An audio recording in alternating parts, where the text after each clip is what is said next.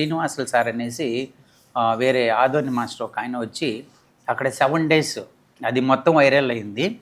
ఆయన 21 అంటే బాగా వర్షం పడతా ఉంది, చాలా ఇబ్బందిగా ఉంది. ఆయన కూర్చున్నాడు ధ్యానంలో. కూర్చున్న తర్వాత 21 కూర్చున్నాడు. 7 డేస్ అన్ని ఛానల్స్ వచ్చాయి. 7 డేస్ ఆయన అందరూ చుట్టూ కూర్చొని ధ్యానం చేస్తున్నా కానీ ఆయన ఒక వాష్రూమ్ పోవడం కానీ, నీళ్లు తాగడం కానీ, భోంచేయడం కానీ అసలు ఏమీ చేయలేదు. సో ఎక్కడ అతను మధ్యలో ఏమైనా వెళ్తున్నాడు, నైట్ టైం అంతా కూడా మేము వెయిట్ చేసి చూసాము. ఎక్కడ కానీ 7 డేస్ తర్వాత పత్రిసారి లేపాడు. లేపిన తర్వాత ఇంకా లేవయ్యా అంటే అఖండ ధ్యానంలో 7 డేస్ అలాగే కూర్చుండిపోయినాడు. తర్వాత అతను లేపి అడిగితే ఆ ఎక్స్పీరియన్స్ ఏం జరిగిందంటే, పైన కొండపై నుంచి వెంకటేశ్వర స్వామి దిగుతున్నాడు. అది ఒక్కటే నాకు తెలుస్తుంది, లోపల ఉన్నట్టు ఉంది ఆ శక్తి, ఆ వెంకటేశ్వర స్వామి అది ఒక్కటే ఉంది.